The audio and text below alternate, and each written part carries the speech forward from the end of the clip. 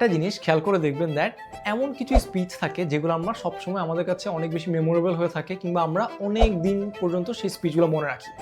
সেই স্পিচগুলোর মধ্যে একটা প্যাটার্ন যদি আপনারা নোটিস করেন, দেখবেন স্টার্টিং এবং এন্ডিং পয়েন্টগুলো অনেক বেশি রিলেটেবল হয় এবং অনেক বেশি স্ট্রং হয়। সো এটার মাধ্যমে আমি যেটা বোঝাতে চাচ্ছি সেটা হচ্ছে, দেখেন যখনই আপনি কোনো একটা স্পিচ দিতে যাবেন, আপনার পুরো স্পিচ কোনোভাবে মুখস্থ করার কোনো দরকার নাই। রাদার আপনি যেটা করতে পারেন, প্রথমত সেই টপিকটা, যে বিষয়ে আপনি কথা বলবেন সেই বিষয়ে প্রপার জ্ঞান কিংবা প্রপার রিসার্চ করেন। যখনই আপনি সেই বিষয়ে প্রপার রিসার্চ করবেন এবং আপনার একটা এডুকেট নলেজ থাকবে সেই বিষয়ের ব্যাপারে, আপনি অটোমেটিক্যালি সেই টপিকের উপর অনেক বেশি কনফিডেন্ট হয়ে যাবেন এবং আপনার কাছে কথা বলার জন্য কিংবা শেয়ার করার জন্য অনেক কিছু থাকবে। Last but not the least, সেটা হচ্ছে আপনার ওপেনিং অ্যান্ড ক্লোজিংটা খুব ভালোভাবে মাথায় রাখতে হবে, কারণ এই দুইটা জিনিস দিয়ে মূলত আপনাকে মানুষ মনে রাখবে।